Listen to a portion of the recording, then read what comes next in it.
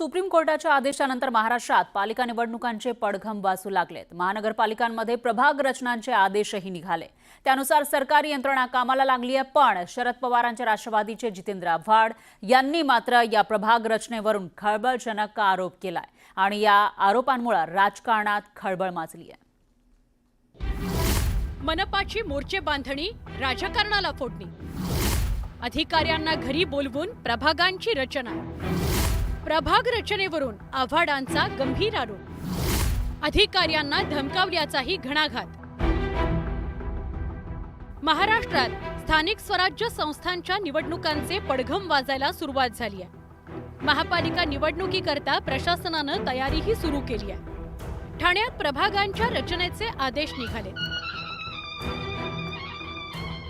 यातच आता राष्ट्रवादी काँग्रेस शरदचंद्र पवार पक्षाचे आमदार जितेंद्र आव्हाड यांनी एक खळबळजनक आरोप केलाय। आव्हाडांनी केवळ तोंडी आरोप न करता थेट राज्य निवडणूक आयोगाला पत्रच लिहिलं। ठाणे महापालिकेच्या निवडणुकीकरता अधिकाऱ्यांनी प्रभाग रचना केली।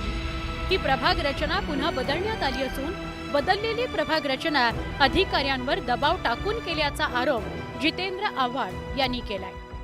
प्रभाग रचना करणारे अधिकारी आपल्या घरी बोलवून, निवडणूक आयोगाचे अधिकारी आपल्या घरी बोलवून इथले राजकीय नेते प्रभाग रचना करतात। जर निवडणूक यंत्रणा आणि निवडणूक आयोग हे जर सत्ताधारी पक्षाच्या हाताखालच्या दबावाखाली येऊन महानगरपालिकेच्या अधिकाऱ्यांना मोकळीक देणार असतील की करा तुम्ही, तर प्रभाग रचनेला काही अर्थच नाही। जितेंद्र आव्हाड यांना 2017च्या निवडणुकीत कळवा मुंब्रामधून जे यश मिळालं होतं ते याच निवडणूक आयोगाच्या प्रभाग रचनेवर मिळालं होतं। पण आव्हाडांना बेछूट आरोप करण्याची सवयच आहे असा टोला राष्ट्रवादी काँग्रेस अजित पवार गटानं लगावलाय। प्रभाग रचना नव्याने करण्याचे आदेश हे निवडणूक आयोगाने दिलेले आहेत। तशा प्रकारची कारवाई आता ठाणे महानगरपालिकेच्या प्रशासनाकडनं केली जाईल। ती बाहेर येऊ द्या, त्याच्यानंतर त्याच्यावर मत व्यक्त करणं संयुक्तिक राहील। पण केवळ बेछूट आरोप करणं हा आव्हाडांचा स्थायी भाव आहे आणि त्यामुळे फार त्याच्याकडे काही लक्ष द्यायची गरज नाही। भाजपनंही आव्हाड यांना फक्त आरोप करता येतात असा चिमटा काढलाय। ज्यावेळेला पराभव समोर दिसत असतो त्यावेळेला आधीपासूनच निर्णय कारण सांगायला काही माणसं जी आहेत ती सुरुवात करतात। त्याच्यातलाही हा एक भाग असू शकतो। मला खात्री आहे की योग्य पद्धतीने जी नियमावली आखलेली आहे त्याप्रमाणे त्याची आखणी झाली पाहिजे आणि ती निश्चितपणे होईल अशी मला विश्वास आहे। ठाणे पालिकेचे अधिकारी अशी नावं आव्हाडांनी त्यांच्या आरोपात घेतली आहेत। पण कोणत्या पक्षाच्या नेत्यांनी लोकांनी हे केलं याबाबत आव्हाड बोललेले नाही।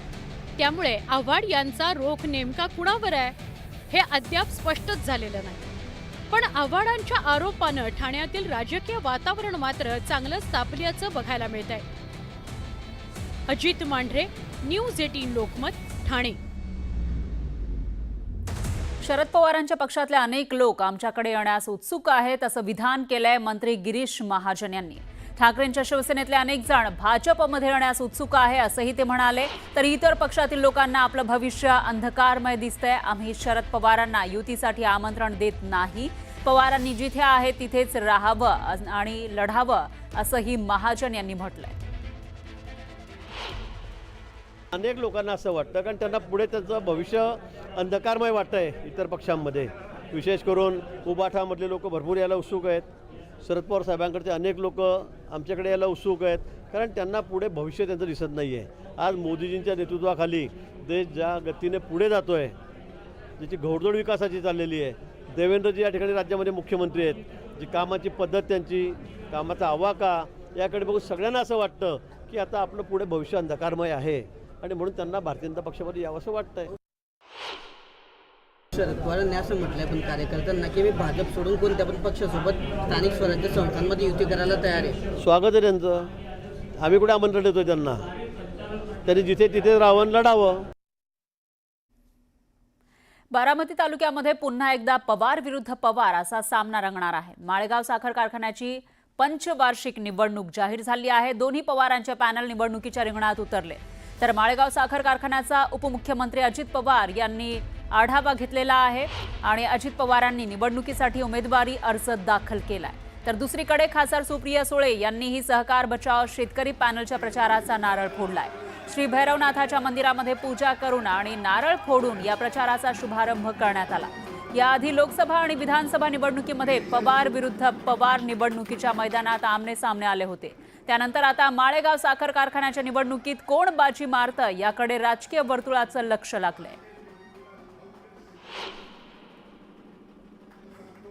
बापूंचं जसं पॅनल प्रचंड मताने निवडून आलं ना, तसं आपलाही पॅनल निवडून येणार प्रचंड मताने. पण सगळ्यांनी पॅनल टू पॅनल, तुम्ही या 20 लोकांकडे बघू नका, त्याच्याकडे बघा, माझ्याकडे बघून तुम्ही मतदान करा आणि तुमचा चेअरमन देखील मीच होणार.